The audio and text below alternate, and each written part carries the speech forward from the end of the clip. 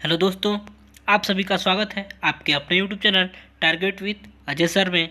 आज मैं आपके लिए 2 जून 2020 के most important current affair question इस वीडियो में लेकर आया हूं, जो आपके एग्ज़ाम के लिए इम्पोर्टेंट रह सकते हैं। आप सभी दोस्तों से रिक्वेस्ट है कि यदि आपने हमारे चैनल को सब्सक्राइब नहीं किया है तो प्लीज़ सब्सक्राइब करें, दोस्तों में ज़्यादा से ज़्यादा शेयर करें और जितने भी आपके स्टडी से रिलेटेड ग्रुप हैं, फेसबुक ग्रुप या व्हाट्सएप ग्रुप, उसमें शेयर करें और वीडियो के अंत तक हमेशा बने रहें। तो चलते हैं आज के पहले क्वेश्चन की तरफ। आज का पहला क्वेश्चन होगा, हाल ही में विश्व दुग्ध दिवस कब मनाया गया है? ऑप्शन ए होगा 30 मई, ऑप्शन बी होगा 31 मई, ऑप्शन बी सी होगा 1 जून, ऑप्शन डी होगा 2 जून। तो फटाफट कीजिए इसका राइट आंसर, और इसका राइट आंसर हो जाएगा ऑप्शन सी, 1 जून को अंतर्राष्ट्रीय 1 जून को विश्व दुग्ध दिवस मनाया गया है। तो आइए जानते हैं विश्व दुग्ध दिवस के बारे में। संयुक्त राष्ट्र के खाद्य और कृषि संगठन द्वारा वैश्विक खाद्य के रूप में दुग्ध के महत्व को चिन्हित करने और डेयरी क्षेत्रों को प्रोत्साहित करने के लिए हर साल 1 जून को विश्व दुग्ध दिवस मनाया जाता है।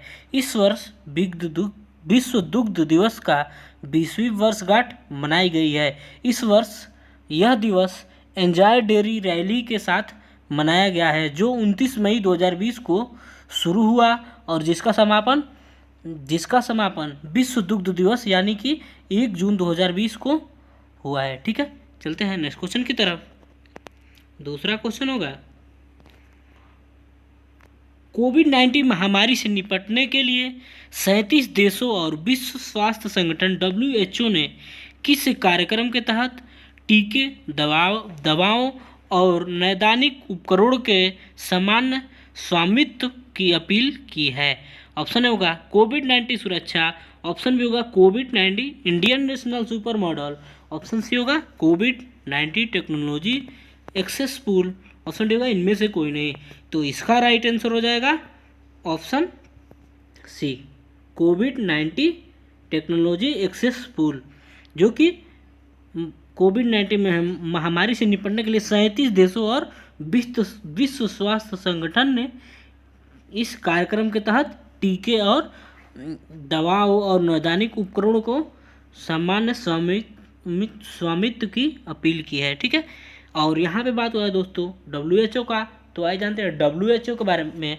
इसका फुल फॉर्म होगा वर्ल्ड हेल्थ ऑर्गेनाइजेशन, और इसका स्थापना 7 अप्रैल 1948 को हुआ था, और इसका मुख्यालय है WHO का मुख्यालय है स्विट्जरलैंड के जिनेवा में, और WHO के अध्यक्ष हैं टेड्रोस एडहनॉम।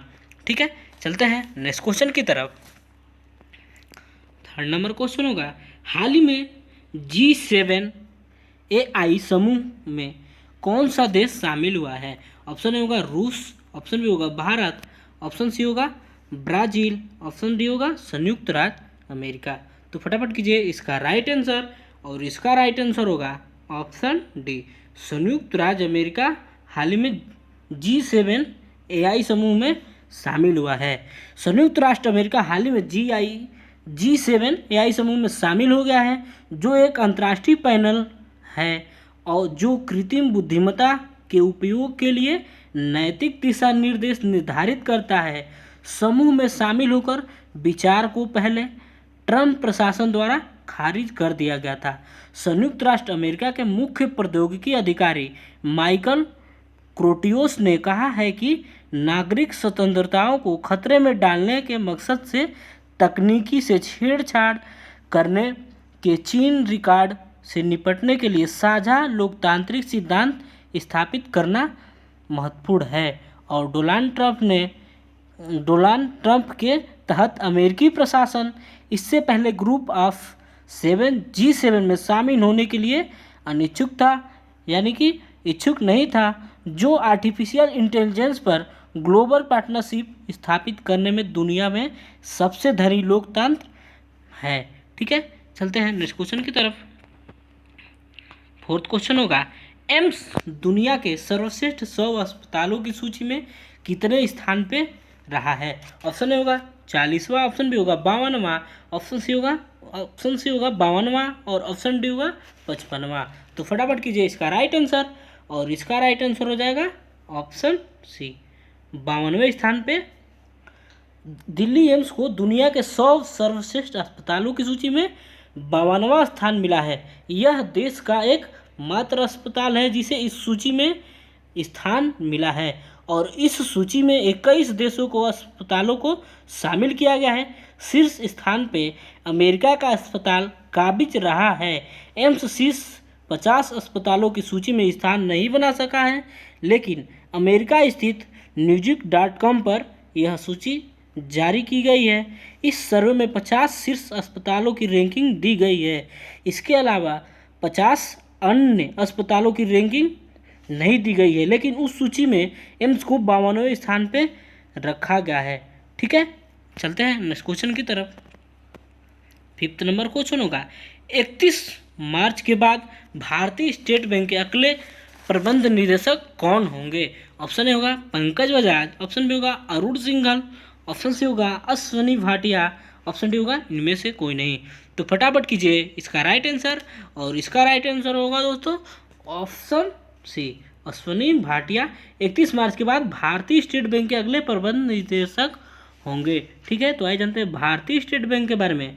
इसका स्थापना हुआ था 1 जुलाई 1955 को, और इसका ही हेडक्वार्टर है मुंबई में, और भारतीय स्टेट बैंक के अध्यक्ष हैं रजनीश कुमार, और प्रबंध निदेशक हैं प्रवीण कुमार गुप्ता। ठीक है, चलते हैं नेक्स्ट क्वेश्चन की तरफ।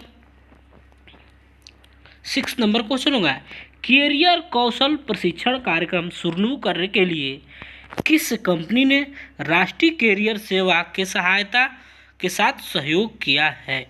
ऑप्शन ए होगा TCS आयन, ऑप्शन बी होगा Amazon AWS, option D C होगा माइक्रोसॉफ्ट, ऑप्शन डी होगा फेसबुक। तो फटाफट कीजिए इसका राइट आंसर, और इसका राइट आंसर हो जाएगा option A, TCS ion. Career कौशल प्रशिक्षण कार्यक्रम शुरू करने के लिए राष्ट्रीय कैरियर सेवा के साथ सहयोग TCS आयन करेगा। TCS ION की सहायता से श्रम और रोजगार मंत्रालय ने अपने राष्ट्रीय कैरियर सेवा यानी कि NCS परियोजना के तहत पंजीकृत नौकरी चाहने वालों के लिए मुफ्त ऑनलाइन कैरियर कौशल प्रशिक्षण शुरू करेगा। कैरियर कौशल प्रशिक्षण कार्यक्रम सॉफ्ट स्किल पर केंद्रित है और उद्योग में मांग में पारस्परिक कौशल, कॉर्पोरेशन शिष्टाचार और अन्य आवश्यक नरम कौशल में सुधार करने पर ध्यान केंद्रित करने के साथ अपने व्यक्तित्व को बेहतर बनाने में शिक्षार्थियों की मदद करता है। ठीक है, प्रशिक्षण के लिए मॉड्यूल राष्ट्रीय कैरियर सेवा पोर्टल पर अंग्रेजी और हिंदी उपलब्ध कराए जाएंगे। मंत्रालय द्वारा कार्यान्वित की जा रही NCS परियोजना का उद्देश्य रोजगार से संबंधित कई सेवाओं को प्रदान करना और राष्ट्रीय रोजगार सेवा का परिवर्तन है, और इस सेवाओं को मुफ्त दिया जाएगा। ठीक है, चलते हैं नेक्स्ट क्वेश्चन की तरफ। 7 नंबर क्वेश्चन होगा, फरवरी 2021 के बाद सेंट्रल बैंक ऑफ इंडिया के अगले प्रबंध निदेशक कौन होंगे? ठीक है, ऑप्शन ए होगा अंजुमन ठाकुर, ऑप्शन बी होगा M B Rao, option C होगा PP Sen Gupta, option D होगा इनमें से कोई नहीं। तो फटाफट कीजिए इसका राइट आंसर, और इसका राइट आंसर हो जाएगा option B, MB Rao Central Bank of India के फरवरी 2021 के बाद अगले प्रबंध निदेशक होंगे। तो यहाँ पे बात हुआ दोस्तों सेंट्रल बैंक ऑफ इंडिया का, तो आए जानते हैं सेंट्रल बैंक ऑफ इंडिया के बारे में। सेंट्रल बैंक ऑफ इंडिया का स्थापना 21 दिसंबर 1911 को हुआ था, और सेंट्रल बैंक ऑफ इंडिया के CEO हैं पल्लव मल्होत्रा, और संस्थापक हैं सर सोराब जी पोचखानवाला। ठीक है, और फिरोज शाह मेहता। ठीक है, चलते हैं नेक्स्ट क्वेश्चन की तरफ।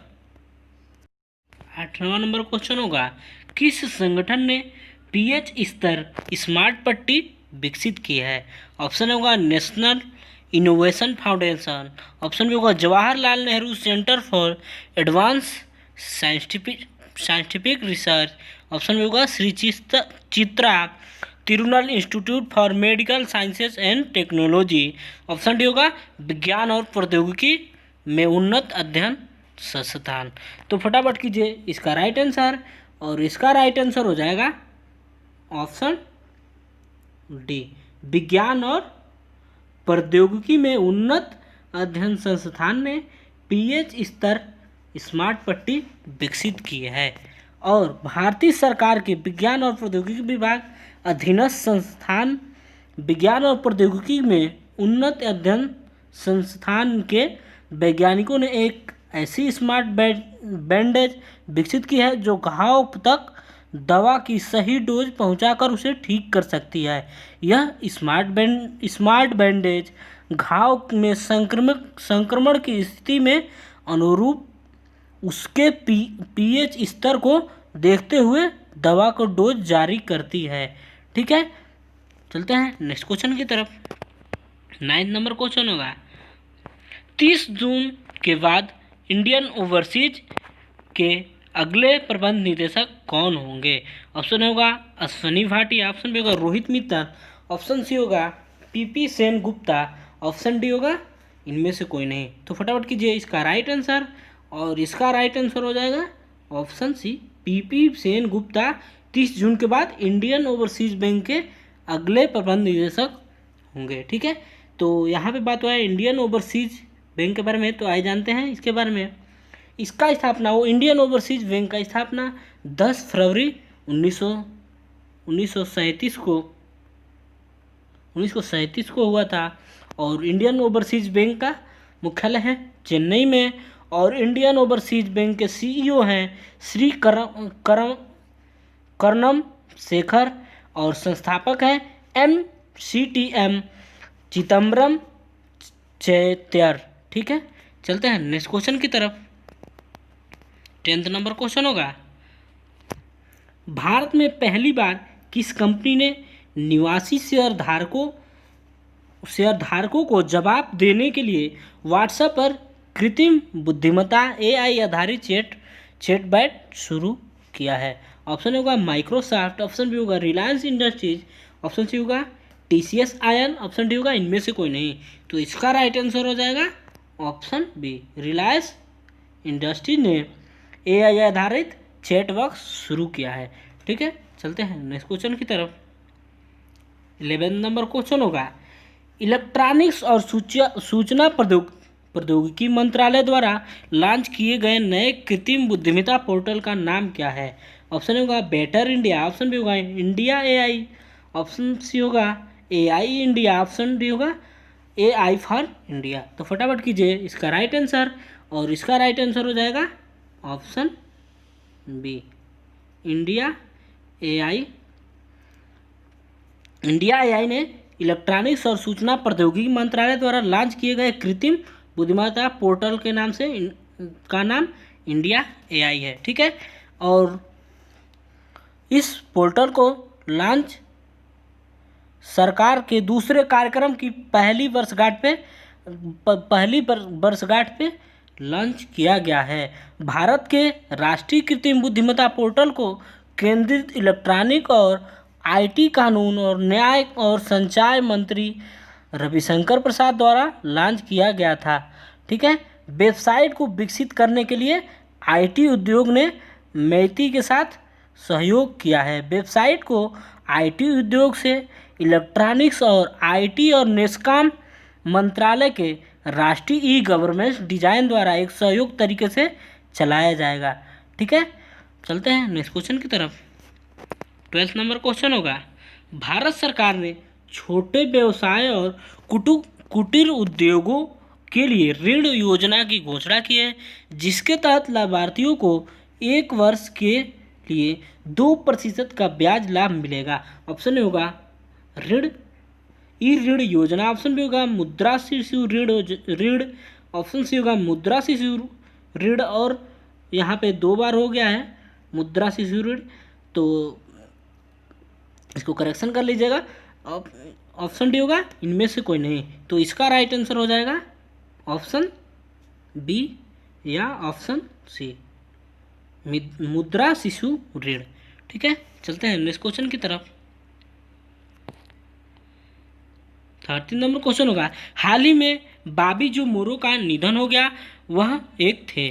ऑप्शन होगा फुटबॉलर, ऑप्शन बी होगा धावक, ऑप्शन सी होगा लेखक और ऑप्शन डी होगा फिल्म निर्देशक।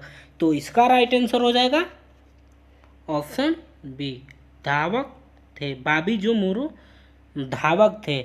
और आइए जानते हैं बॉबी जो मोरो के बारे में।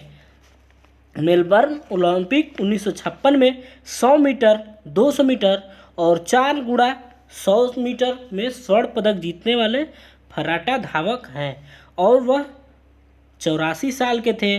सेंट बेटिनो स्कूल ने शनिवार को अपने फेसबुक पेज पर इस महान धावक को निधन पर शोक व्यक्त किया और इस स्कूल ने अपने फुटबॉल स्टेडियम का नाम मोरो के नाम पे रखा है।